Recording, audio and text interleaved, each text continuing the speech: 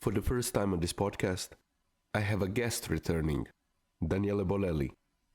You know him, writer, philosopher, martial artist, the man behind History on Fire and Drunken Taoist. He cuts deep into history and philosophy. No fluff, just raw truth, facts, and good storytelling. His books, On the Warrior's Path and Create Your Own Religion, explore freedom, spirituality, and the fight within. The link for our first dialogue is in the episode description. Check it out. Let's go. Let's do this. Let the tournament of mispronunciation begins. Yes, let's do this. First of all, thank you again for doing this. My first question for you, and I was thinking about this, did history ever happen, or is it just a collection of narratives that we choose to believe? You know, it's one of those things where clearly there is something objective out there, where there are facts and things do happen. But unlike hard sciences, history is always subject to interpretation. I mean, you can get like 10 eyewitnesses to something happening right now, and you're going to get very different version of what's happening in this moment. Let alone if you filter it through the passing of time, incomplete sources, and so on and so forth. So there's always an element, especially, and this is even more true the further back in time you go, separating fact from fiction sometimes is very, very difficult, because maybe you have one or two sources on something, and how do you know if they're accurate or not? And in some cases, there's no way to know for sure. History definitely is a tricky process. It's not exactly a hard science the way physics is. It's not straightforward. But then, What do you think are the biggest misconceptions about history? I mean, I think like on some level, there are people who have this idea that there's the great book of history out there that you're going to open and tells you exactly what happened, exactly the way it happened. And there isn't, clearly it's a much more complicated endeavor. I think, when it comes to issues of accuracy, I think that's probably the assumption. Whereas the reality is that the more you read on a particular topic, the messier you realize the whole topic is. How does Taoist philosophy influence your understanding of historical events? For me, Taoist philosophy is really at the roots of everything I see in the universe around me. I can bring back to basic Taoist philosophical principle. And the thing that interests me about it is that to me, Taoism is not something that you just have to study. I filter these through Taoism. No, it's like Taoist insights are things that anybody can reach without ever reading about Taoism. Because if you pay enough attention to the world out there, you will realize that certain things are just the way they are. The fact that Taoism emphasizes that everything is constantly changing, that's a fact. The fact that because everything is constantly changing, what worked in one context may not be appropriate in another context and work well in that one. And so that talent is figuring out how to read the situation, how to read the context, and come up with a solution that's fitting for that particular context, while understanding that the next day things will have changed and that same solution may not work anymore, and you have to tweak it a little bit. The whole idea of yin-yang, the idea that you have these opposite forces that are not necessarily like good and evil, but they are more like polarities, male, female, light and dark, and everything is on a range. Nothing is 100% one way or another. So to me, these are all things that if you pay attention to life, you will come to the same conclusion, whether you have ever read Taoism or not. And so because of that, I find it that the applications of it are immediate because you can see it at play in pretty much everything. When it comes to history, so obviously no exception there because history is, human life essentially. It's the record of human life on Earth. And so Taoist principles show up constantly everywhere. But you spoke about objectiveness. So is history always objective or it's always subject to biases of those who record it?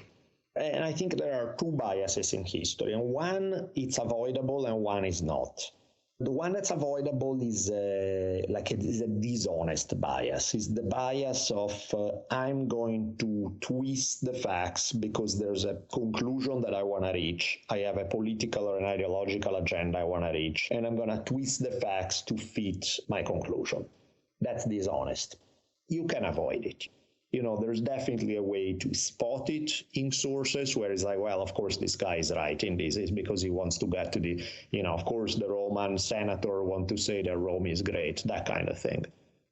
There's a honest bias that's pretty much impossible to avoid, and that's the one where just by virtue of what you're interested in, just by virtue of your own intelligence, just by virtue of various things, you're going to shine the spotlights in some places versus others. That's a bias. It's not an intentional bias. You're not trying to sell your audience to a preconceived conclusion, but inevitably you're going to shape the narrative depending on where you shine the spotlight. Is it possible to learn from history, or we are doomed to repeat it over and over or same mistakes? Yeah, no, I think you definitely learn because you can at least. Most people don't learn ever anything, but I think you can. You absolutely can, because, the beauty about history is that it's like a lab where you see experiments that have been run by human beings, where maybe somebody has an idea that's similar to something you share. How did that work out in the past? What pitfalls they run into? What things worked out well? Okay, so how can I keep what worked in this new context and get rid of the stuff that didn't work? And you could tweak it. So I think you can definitely learn from it. There's always a chaos and order in historical events. Some tropes are repeatable, and when I see, for example, the British Empire and the Roman Empire, they have a similar connections of rise and fall. Sure.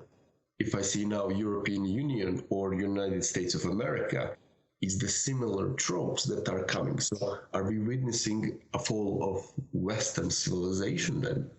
It's always hard to tell when you're in the middle of it. It's definitely a period of crisis where some of the established powers that be are in decline, for sure. Whether there's an ability to course correct in some way, whether if there is no ability to course correct, what takes its place, well, that's anybody's guess. And also decline can mean many things. Like you say, the collapse of the British Empire looks very different from the collapse of Rome. And one is much more catastrophic than the other in its consequence for its citizens and the people who live through it. So you see where I'm going? Like, there can definitely be strong similarities, but A, it's hard to tell where we're going for sure. B, despite the similarities, there are a lot of variables too. Is there a relationship between history and mythology or narrative, biased narrative? And again, it kind of goes back to some of the sources issue, because it's like in some cases we don't know which one is which. I just finished doing this series on the Genpei War. The main source on the Genpei War that we have is Tale of the Heike, which is a literary epic poem. It's kind of like trying to reconstruct history from the Iliad or something. It's so hard to figure out what's real and what's not. We do know that unlike with the Iliad, which for the longest time people disagreed whether any of the events ever happened, with the Genpei War, we do know they happened. We do know that some of the characters were real, but the exact details, the dialogue, nobody knows for sure, But they are treated as fact because that's the best source we got. Why not? It's not like anybody has a better theory. That, of course, is a long way from proving it to be true. So that's kind of where sometimes you run into things where you're like, could be a story, could be real. More likely it's a story based on something real, but exactly where the reality ends and the story begins, it's hard to separate. How do you approach the tension between historical determination and free will? I think, we are all a part of forces greater than us. So, of course, when you come to free will in your own personal life, it's a very different discussion than free will at a social level, because, of course, a society does not have a will.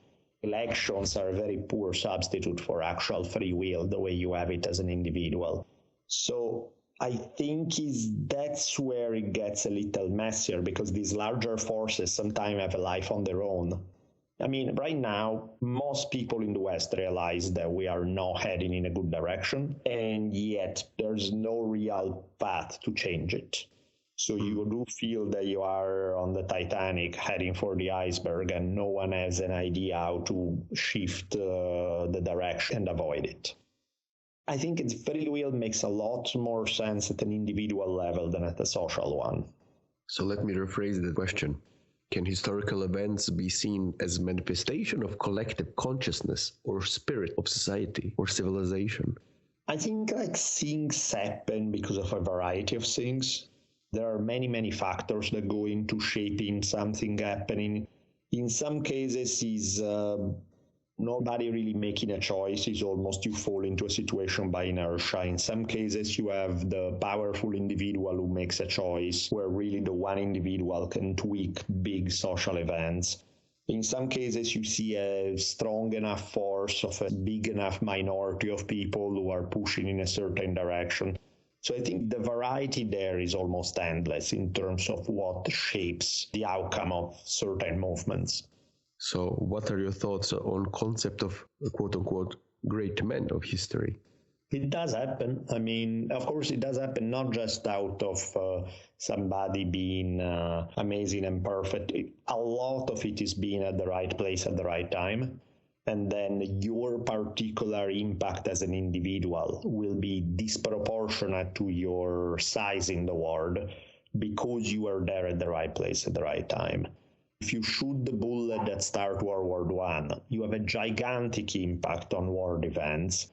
That same guy before and after never had 1/1,000,000th of that impact. He's the same guy, but he has that opportunity at that time in that exact scenario where if you just push a tiny bit, the whole castle of cards collapse. If the castle of cards is stronger, it won't collapse even if you push there at a different time. If you see where I'm going? So it's like people can have a humongous impact as individuals, but it's not just hard work and willpower. So much of the impact is dependent on being in the right place at the right time. Gavrilo Princip, a terrorist, did it in my city. Yep. How do different cultural historical narratives influence their collective identity? Yeah, I mean, of course. That's why the whole field of historiography. And people are like, what the hell is historiography? Well, historiography is how history gets to be written and how a particular social and historical context shape the way you write about the past.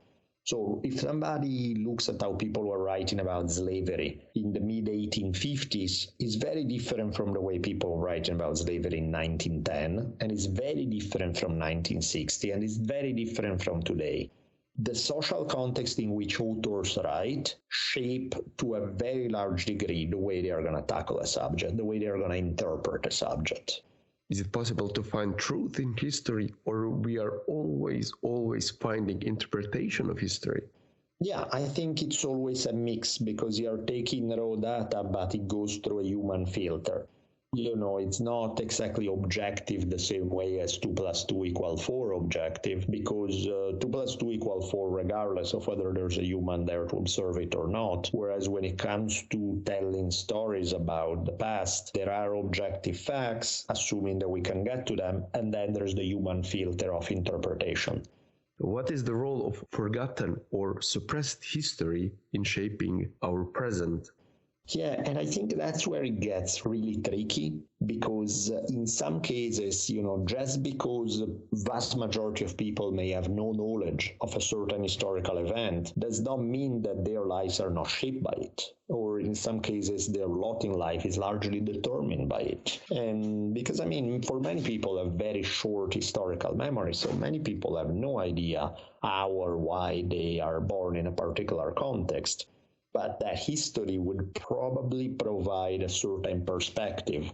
If you go to, Cambodia today, majority of the people probably have a very mild understanding of the whole Khmer Rouge period, and yet their entire lives are shaped by what happened at that time to some degree. And that Khmer Rouge is not even a hidden thing as much. Other things are much more hidden. But just because something may not be what everybody can write a PhD dissertation on does not mean that their lives are not affected by it. So what is the balance between them? It's a one that's very hard to answer in the abstract because I think the balance is always shifting. And in the context, the balance may not be 53% this way and 47 there, So I find it that you almost need to get into specific things to talk about it more than in the big general picture. 80% of history is violence. Well, but again, is it? Because 80% of what we read in history is violence. But is actual people's life, was it shaped by violence 80% of the time? Probably not. It's like there's almost a bias toward, primarily toward politics, which largely means warfare in the context of so much of the world history. So I think there's a balance to record what makes the history books more often than not has to do with warfare. Warfare is not the single dominant force shaping everybody's life. If you are caught in the middle of it, yes, it shapes your life. But if you look at like a whole bunch of society, whole bunch of people, depending on where you live and when, maybe something you are exposed to in a briefer, minor way, clearly other people is going to kill them, it's going to shape their whole lives. But, it's like when you look at the totality of human experience, it's not like war, take a quick break, war, there's more to it than that we are involved in. I'm curious, what do you think about history of suffering? Women and children, elderly people, or people who don't want to be caught in the middle, but they are caught in the middle. That does happen, and that is, in some cases, it will lead to very permanent consequences, whether in the short run or because the events are traumatic enough that they shape the rest of your life. In some cases, people manage to navigate right through it, and then they'll spend 99% of the rest of their lives in a context that's not warfare-driven, and so it will be a relatively minor force in their life.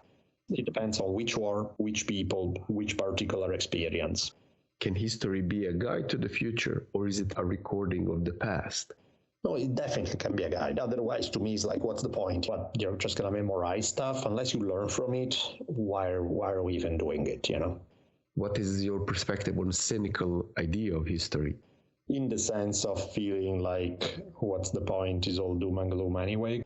I mean, if you feel that way, and don't get me wrong, there are plenty of reasons to see that life is terrible and hard and awful, and there are all these bad things happening, and they probably will continue to happen, and all of that. I mean, to me, there's an existential question that almost everybody should ask themselves, which is when you wake up every day, there should be, I don't mean to make it heavier than it needs to be, but there is a question in the back of my mind. It's like, why are you alive today? Why do you choose to be alive? Why not just put a bullet in your head? To me, it's pretty important to be able to answer that question. If you're just going on life by inertia, why? So to me, while I understand very much the reasons for a pretty dark view of human history or even the human condition, I also find that, well, if you really feel that strongly about it, you should take it to its logical conclusion. And if you choose instead to be alive, it's because you do believe that while the context can be dark and ugly and terrible, there's also reasons for optimism. There are reasons to wake up in the morning. There's beauty out there. There's things you can do. While acknowledging there may be horrible things that have happened, are happening, and will continue to happen. Yes, you're right about that. What is the impact of revisionist history? I will give you an example. I wrote this episode about this small statuette of a woman, and she's carved beautifully, but she doesn't have a mouth. Right. Maybe the artist forgot or didn't want to do it. We don't know. When I recorded it and I put it out there, I got this mail from this woman who said, I'm a feminist. That was the first sentence. I'm the feminist. And I think this statue was made by a man who suppressed women because he didn't allow women to speak. And I didn't know how to respond to that. Sure, yes.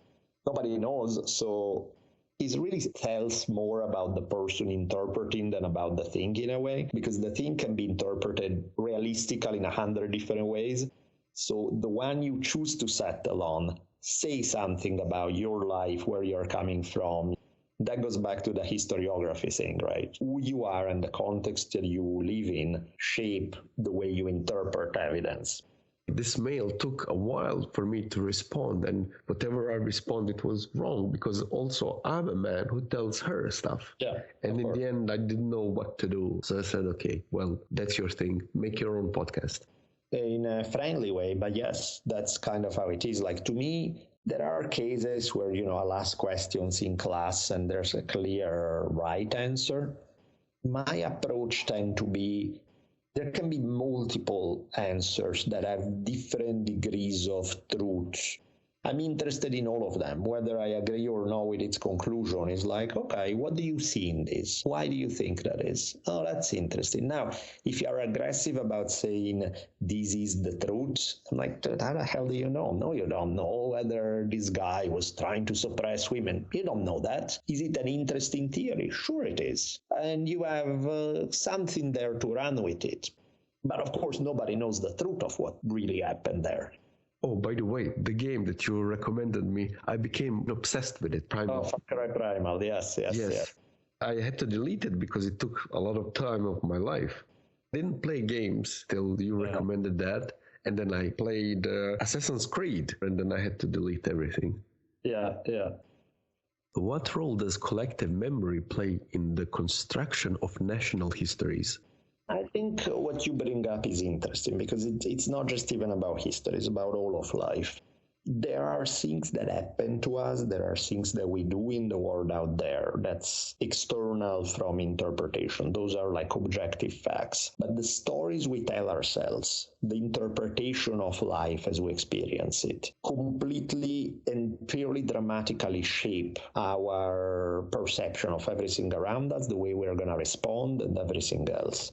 The stories we tell ourselves are just as real as the facts that are out there in a more objective fashion. They become real because you believe they are real. And so the way you respond, the way you interact with them will take a life of its own. If you have had your mix of, let's say, bad things, good things happening in your life, but if the story you tell yourself is, I'm the unluckiest person of earth, everything bad always happened to me, that kind of thing, and you will have some pieces of evidence where they will support that, moments where things you were very unlucky. But if that's the filter through which you interpret everything, you will feel life sucks, it's terrible, it's awful, all of that, and you'll have reasons to feel that way. Somebody else could take that exact same lived experience and their perception, the story they tell themselves, is very different. Some bad things happened to me, but I'm a survivor. I was able to do blah, blah, blah. They make up a whole mythology. Their experience will be different. We do it as individuals, we do it as societies. Long story short, the stories we tell ourselves are extremely important. And to a large degree, it's a choice how you want to frame a story. How important is historical analysis of the events that one nation is always trying to portray themselves in a certain way? Sure. Does that make sense? I mean, that's what nations do, right? It's like much like individuals have a story they tell themselves and they tell others about themselves. There's a certain natural mythology that enough people in a population support because it makes them feel good, because they like the story, because it serves a purpose for them. And then whether that's any real reality or not becomes secondary to the fact that if enough people believe in it, it takes a life on its own, and people will do it. People kill other people and die constantly in the name of stories they have told themselves about their country. And that's just how it is. That's just how people operate. Which is why it's important to question some narratives and think, do I really feel that way? Do I see a real layer of truth here or not? There is a connection between history and power, or history as a tool for the powerful. What's your view on it? I mean, I remember there was a Goring quote, Nazi, high up in the Nazi hierarchy guy. And he had this quote about how he explained how, war is terrible for the average person. Some poor farmer somewhere has nothing to gain by going to war. As he puts it, the best he can ever hope for is to come back with all his pieces still attached to the same plot of land and live the same life. So what he has before going to war is the best outcome he can possibly get. And so he say, however, that's who cares about what the average person feel or want. It's the job of the powerful to figure out how to manipulate them into doing their bidding for your own interest. And he's very open about this, about saying, yeah, we'll tell them a story about patriotism and something, and how the other guys are the evil ones, and how you're fighting for home, God, and country, and all that stuff. And, we'll portray anyone else who tells otherwise as traitors to the country, as unfaithful to all that we hold dear. And suddenly people will line up to go lose pieces of themselves on that battlefield. And, the degree of cynicism that he said that with was so blatant that it makes that very clear. But yes, that's what propaganda is. That's how propaganda works. So if history is form of propaganda in, for example, Nazi Germany, especially to justify some actions that are horrible to humans in general, how can one historian pinpoint, oh, this is propaganda, this is not history, this is mythological fairy tales that can be about Narnia? There is an objective element to history. And so if you are blatantly twisting the facts to tell a story, we go back to that dishonest bias. It's the job of a halfway decent historian to point that out and say, that is not what happened at all. You taking some raw data and making it into something that never was. I'm always for different interpretation of art history, whatever. But right. To bend out historical facts to fit a certain narrative is driving me nuts. Of course, so it's a completely subjective. That's why history is in between an art and a science. There are objective facts. A ton of it is interpretation. Some of it is stories we tell ourselves, but they are based on real things. So it's in the middle, both are real. But then can past ever truly be known, or is it always reconstructed? I mean, it is always reconstructed, but also some things, unless you are 100% dishonest, are pretty blatant in front of you. Because it's based on real thing, I think it's a mix of the two. It's not one or the other. How historians can determine the significance of historical events? What is important or what is less important? You're trying to make an argument the way a lawyer would make an argument, of taking some evidence and trying to make a case why that leads to this conclusion. There's a huge number of YouTubers, podcasters who make history, especially prehistoric history, without any documentation, or ancient Egypt or Mesopotamia, where there is little to none descriptions of the events, and make them sound very, very, I will not say strange, but... That's fiction. Yes, but they're very popular. Doesn't matter. It's still fiction. If your methodology is so painfully bad that it's pretty obvious that you're stringing together one fact here, one fact there, without context, without really making sense, then you're just making up a story. You can say that you're doing history, but pretty obviously you're not. Why don't we go through one more? One more, okay. How does the historian's role differ from that of philosopher when interpreting the significance of historical events? Should it be apolitical or intertwined with the contemporary structures of politics? I think is what has happened in history is that whereas early 1900s historians were very much mixing philosophy and history and were trying to draw conclusions and all of that, later on in history people started freaking out about the lack of objectivity of that process and how instead history should be just about digging up the raw facts. And so there has been a movement that's a bit away from it.